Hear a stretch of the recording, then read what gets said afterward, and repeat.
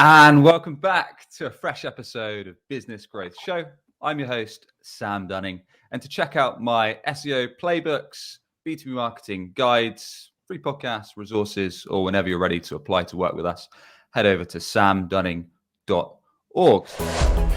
So today, joining me, we've got Trinity Nguyen. Trinity is the VP of Marketing over at UserGems. We're going to be getting into how you can unlock a sales pipeline via relationships. We're going to be chatting about what this new sorcery is of using relationships and turning it into revenue and pipeline, why it works, how you can leverage champions, what they are, and how you can utilize your champion to drive pipeline. We've been talking a little bit about marketing playbooks, what to avoid, and a bit of a step-by-step. So with that, welcome to the show, Trinity. How's it going?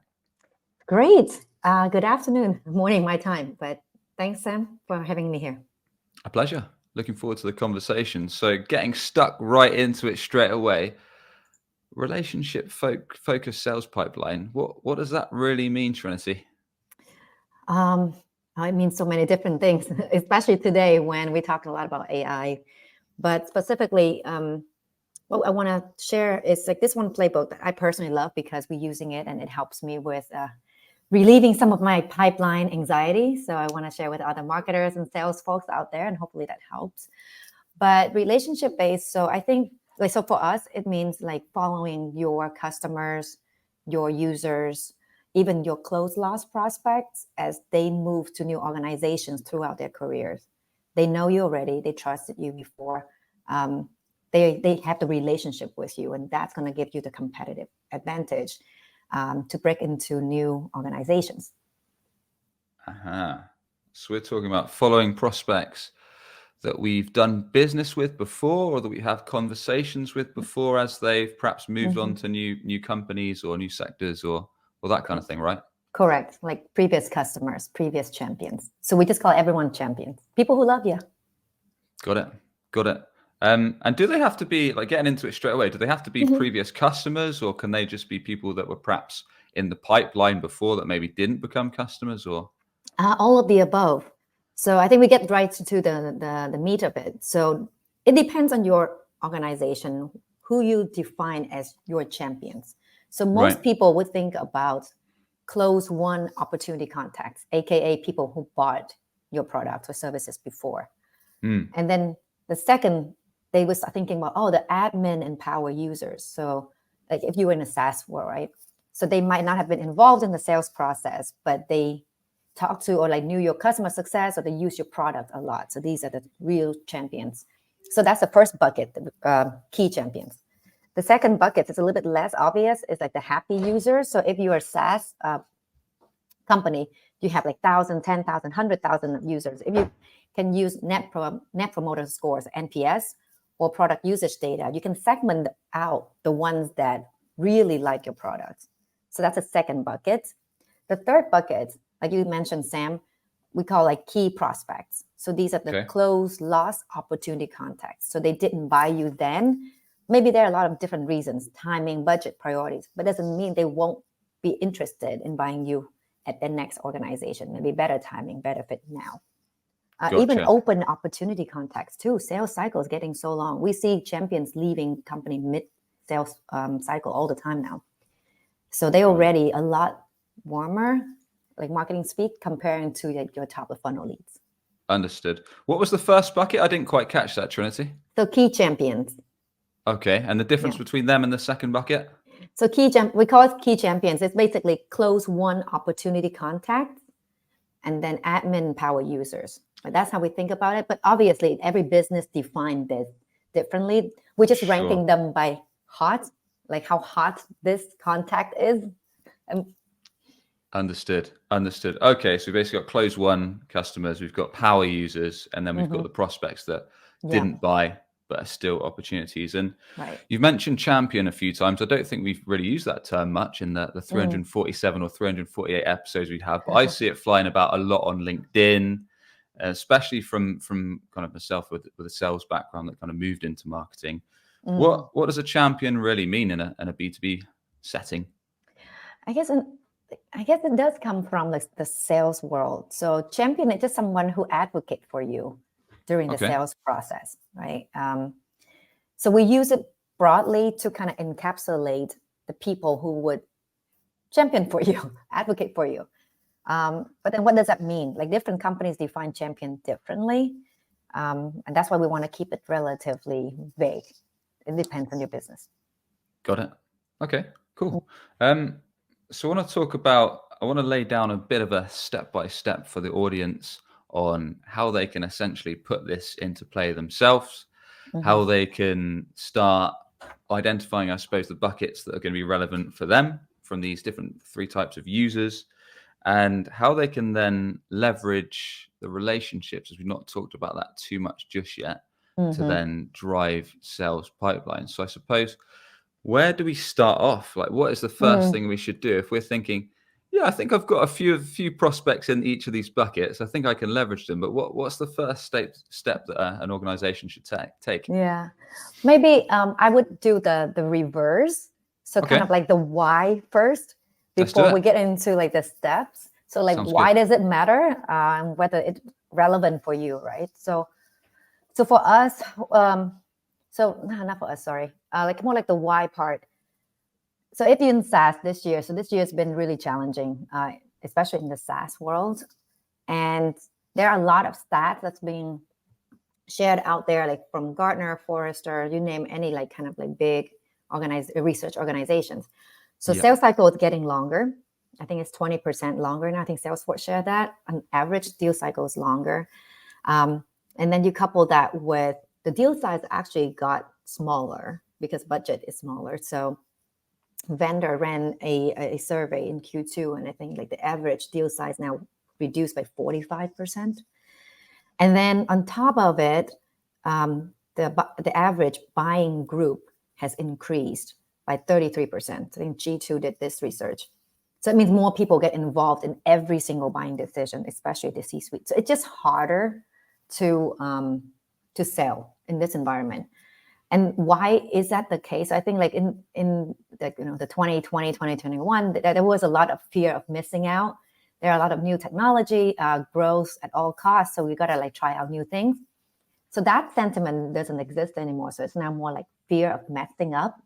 Like people just want to make sure that they buy the right thing, the sure thing, So because of all that stuff, this is where the relationship part, the people who already championed for you before, this is kind of like the wedge that helps you kind of gain that trust with buyers now.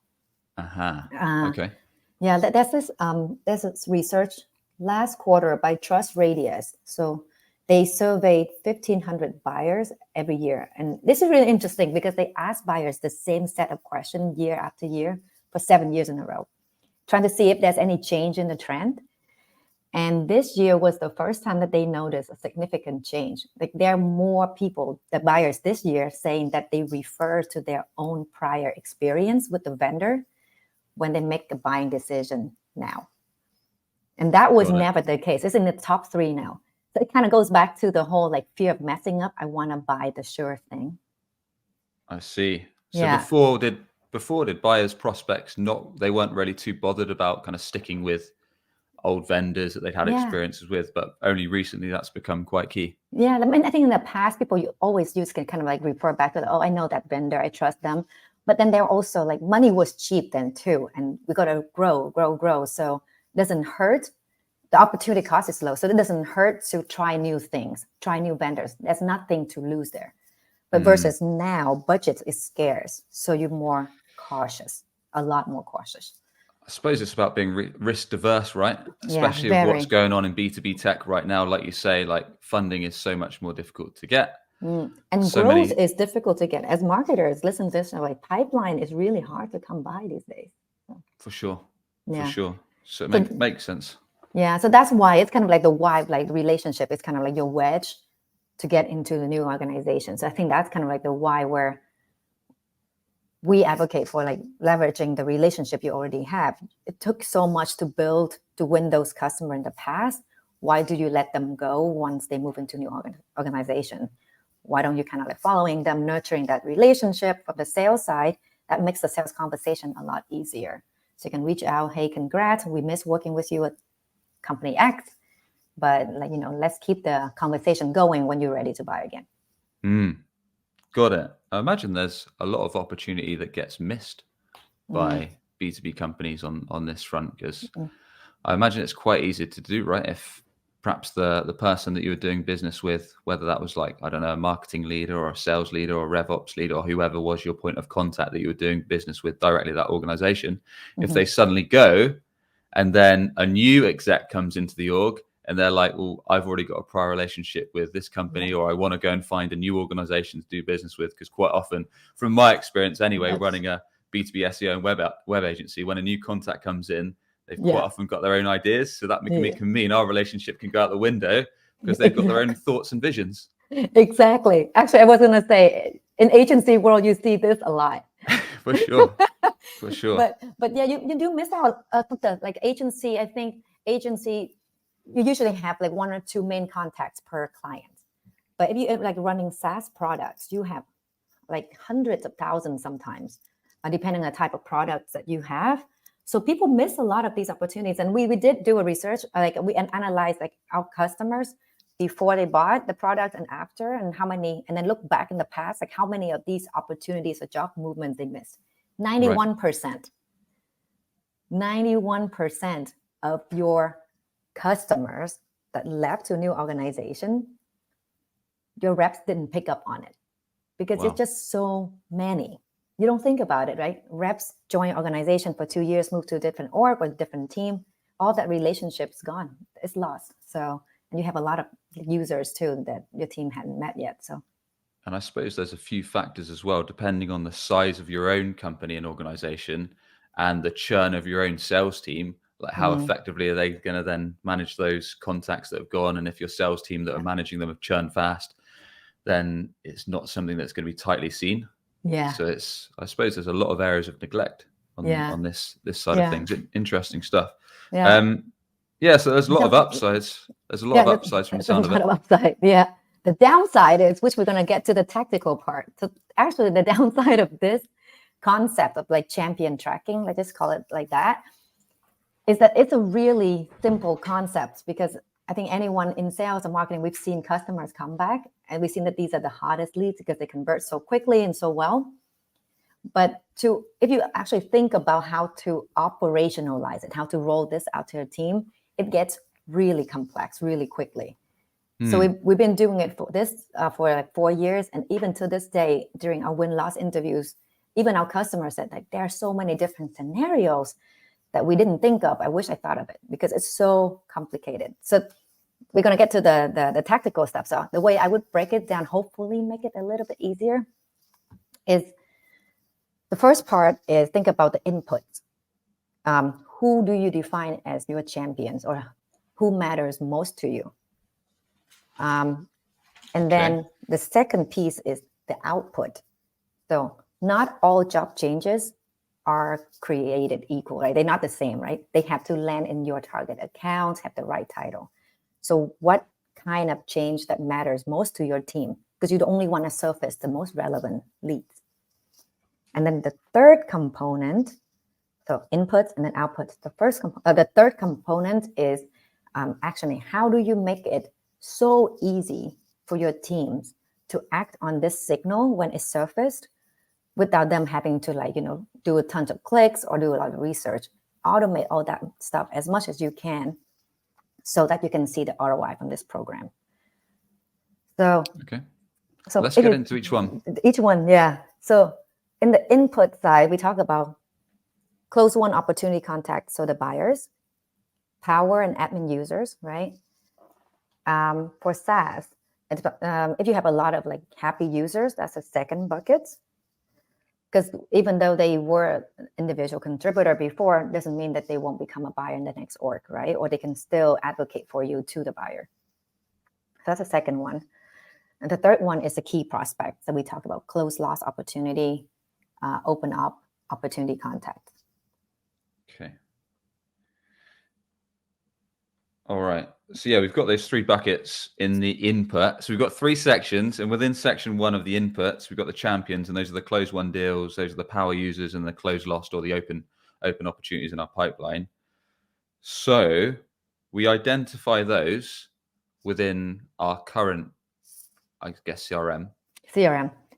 So the CRM for the users, if you have product database somewhere, like outside of the CRM, I'd highly encourage to partner with your product team and see if you can sync that over and bring in the product usage data that helps with segmenting out your user base. Okay, segment out the user base. And what are we doing once we've kind of identified those three buckets, the closed won, the power users, and the closed loss or open opportunities? Yeah, then we go into the output. So now you set up the filters for like, what kind of changes do I care about? So you think about like the ICP, ideal customer profile, account criteria. So what kind of companies do you want to target? So typical firmographics, technographics, like employee size, revenue size, industry, geo, etc. So that's the first filter. The second filter is a persona. Who are you selling to? People do switch careers, so you only want to know the ones that like land and with the right title, right? So marketers know about this piece, but one thing I highly encourage marketers to think about when they set up these kind of filters for persona is think about keyword exclusions to really narrow this list down. So for example, at UserGems, one of our persona is marketing, but we don't want all marketing titles. So when we set up the filters for us, we exclude like content marketer or like brand marketer, right? So the more you can, like the stricter you can set these filters, the most relevant job changes, leads will show, like will be surfaced, because you don't want to have a bunch of noise for your team. So that's the output side. Okay. All right. Now we're going to the action part. This is a part where people get really tripped up on because so many teams can benefit. So most people think that champion tracking benefits for like pipeline generation, and it is like so marketing and SDR to top the funnel, but it's actually fun for the entire revenue team. So sales team too, like in an open opportunity, if a champion joined that company, like a previous customer joined that company during the open op, that can help you accelerate deals. And then on the flip end, from the client management, so customer success. So if a person, like a champion, leaves your customer accounts, that's a churn risk, kind of like what you said about like in the agency world. And if anybody new joining to backfill that person position, that's also a very big churn risk. So the customer success or client managers also need to be alerted. Right. I think we might need to break that down a little bit further, mainly for simple minds like mine that can only process a small amount of information at any one stage. I'm up to it so far. So I'm up to like input, work out your closed ones, your power users, your closed lost or open ops, then go through to stage 2 where you basically identify the ICP, the ideal client profile within that to make sure we've got the right types of companies, the right job titles, the right personas that we actually want to be doing business with.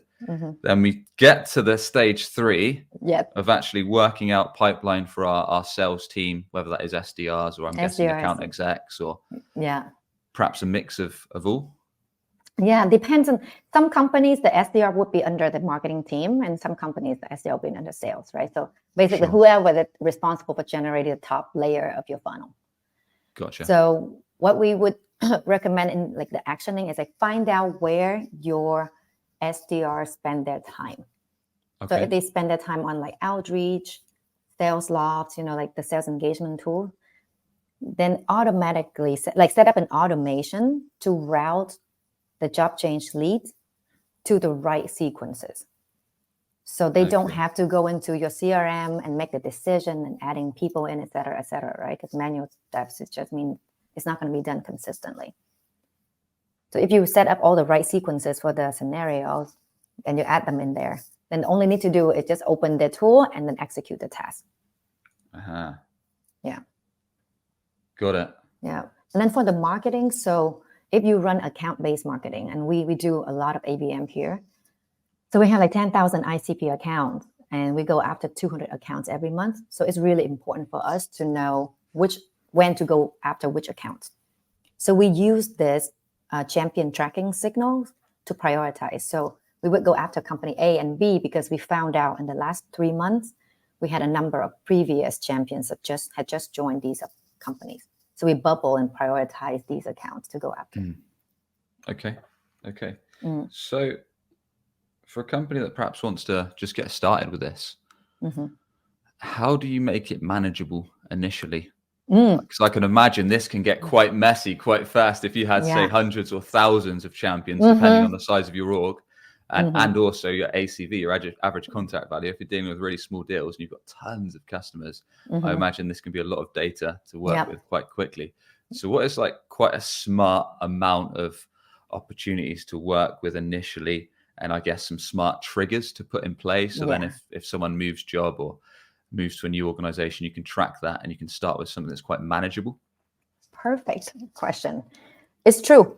Start small. Crawl, walk, run. So when you start out, think of one type of input, one type of contact you want to track. So close one opportunity contact typically is the first type of input that people want to roll out. So one type of input and then one type of output. So land it in our ICP account in a certain region or certain persona. So one input, one output, and then just work with one team. So like pick either an ABM team if that's your main thing or SDR team. Don't try to roll out across like all the use cases and playbooks and entire organization. So once you set up all the filters that we talked about, just implement one playbook. Let it run for about 2 to 3 weeks. You will see quick wins because it's small, manageable. The teams like have a lot of attention. Once you get a few wins in the first 2-3 weeks, that's when you add in the second play. So again, the second play also one input, one output, and one team that benefits. Do it again, rinse and repeat every 2-3 weeks. So after about like 3 months, that's when you'll be able to implement the entire play that benefits from the top of funnel to bottom funnel to post sales. Gotcha. Makes sense. Yeah. Now, when it comes to working with triggers, so for example, I don't know, we're working with 3 buckets, right? We're working with closed won power users, working with closed lost or open opportunities that are still in the pipeline. When you get a trigger, i.e. a prospect within our ICP has just moved, let's say, to a new company, and the sales team are like, oh shit, I need to get back a hold of this person and do some business ASAP. Is the trigger like automatically send them an email like, what, you've left company, book a demo with us? Or is it like a bit more tactful than that? Prospect gives them a call or maybe sends a gift in the mail, or what is a typical flow that you recommend companies take with kind of these 3 buckets? I love your question. It's like all the right questions. And I promise whoever's watching this, we're not prepared. We didn't prepare any of these questions. This is so great. Be human. Oh my goodness. If anyone's listening to this, please do not bombard your like warmest contacts or your best champions with like this, with the sales press. That's what people call it in sales. So when the trigger happens, so the person changed their job. The first thing when you reach out to is be human. Think of it like almost like a friend. When your friends start a new gig, what do? You reach out and congratulate them, right? Like, hey, gonna miss you at your last company, but I'm sure you're gonna kick butt in the next org. If you have a gifting program, I would say like send out a gift, like, hey, just something small to get you started in your new role. And that's it. Do not ask for an appointment, a meeting. Don't ask for anything. Because if you do, then that just ruined the entire relationship. They know why your buyers are smart. They know why you're reaching out, right? Staying top of mind. That's your goal. And then this is why like sales engagement tool is so great, because then you can set kind of like the next steps so they don't forget. 2-4 weeks later, give the person a chance to kind of like, get their feet wet. When you circle back, they're like, hey, just circling back, how things going your end? Just like how you ask a friend, how things going? And then like, do you know if like this would be a right time or not? Just, it's all about the messaging. Be tasteful, be human. Yeah.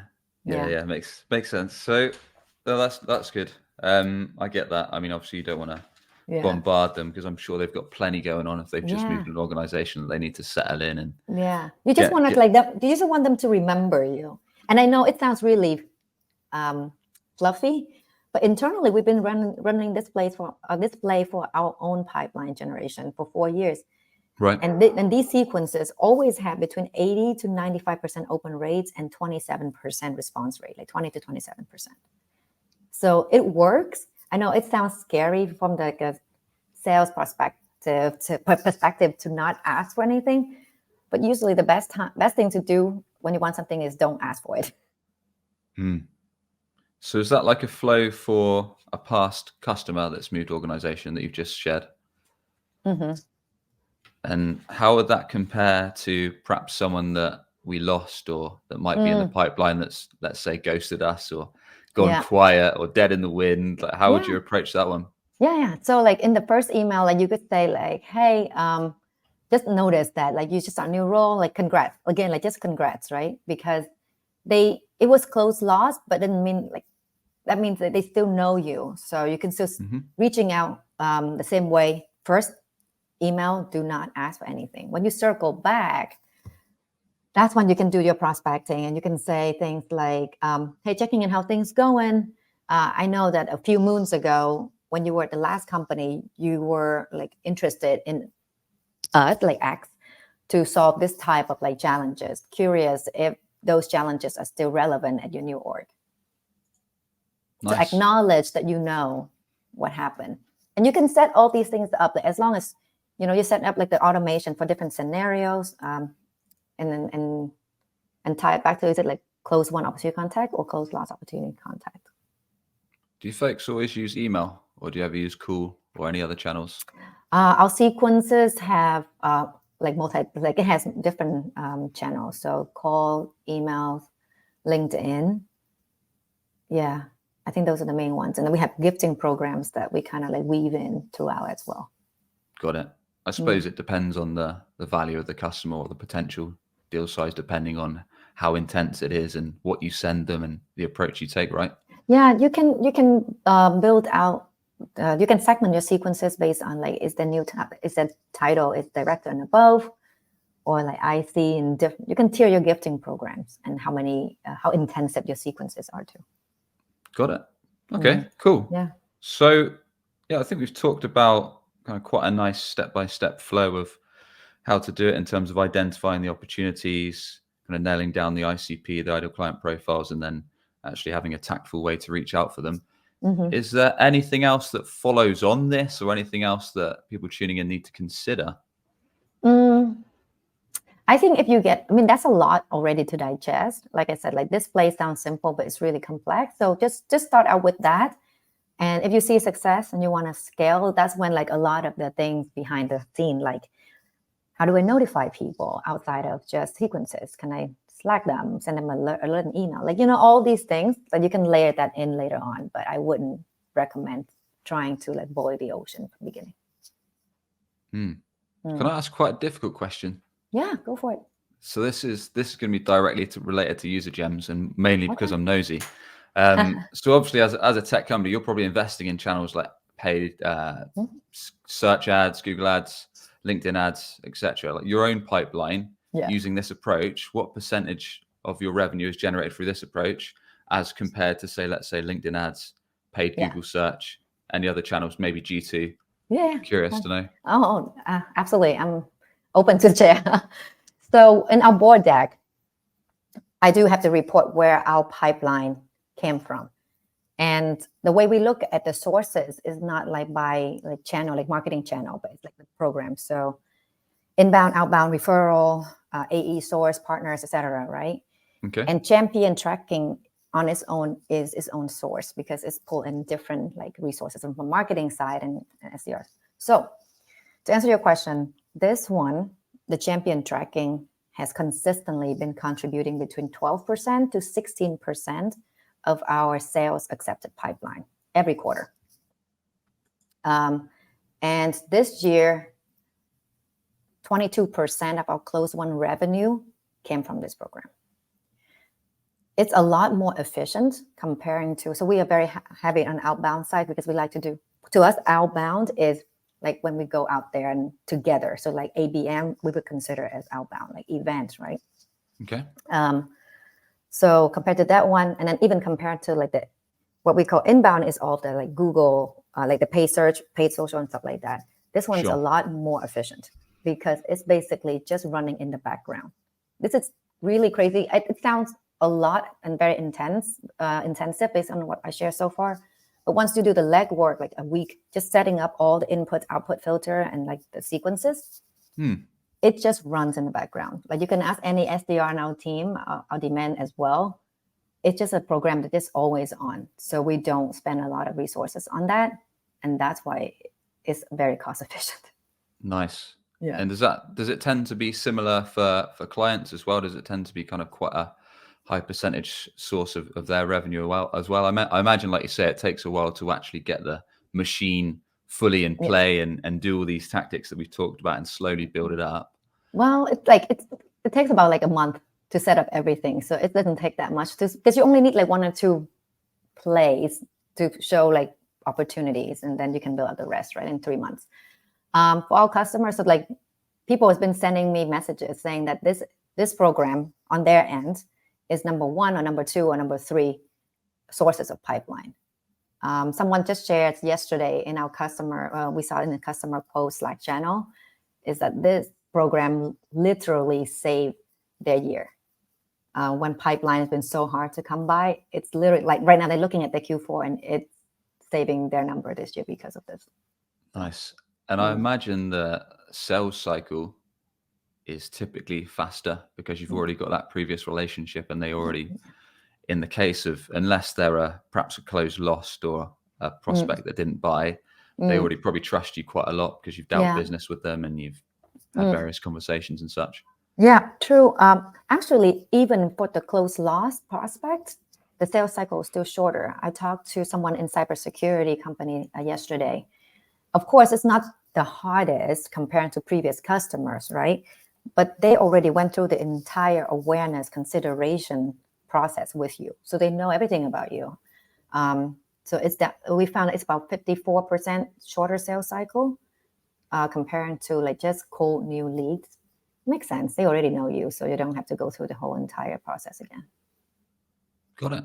Trinity, very much enjoyed the conversation. Thanks very much for going on, and thanks for openly sharing your own stats. Yeah, no problem. I share it on LinkedIn all the time. So you find me on LinkedIn, you see a lot of this. There you go. Yeah, you go. You're like me. You don't mind getting grilled. Good stuff.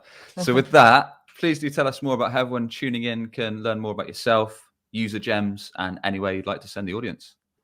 Yeah. If you want to connect with me, I'm on LinkedIn. So Trinity Nguyen with UserGems. So you should be able to find me with the teal background. To find out more about UserGems, so it's just usergems.com.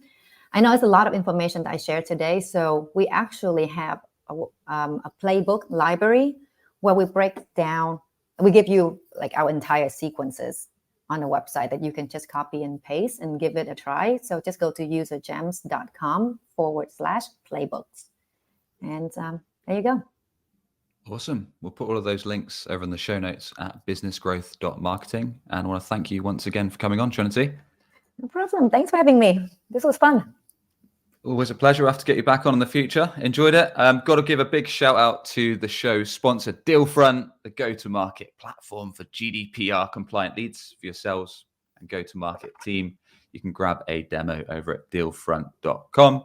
As always, if you enjoyed today's episode, a rating or review on Apple is appreciated, or subscribe on YouTube, and we shall catch you on the next one for more no BS B2B marketing tips to grow your business and grow your revenue. Thanks everyone for tuning in. Catch you soon.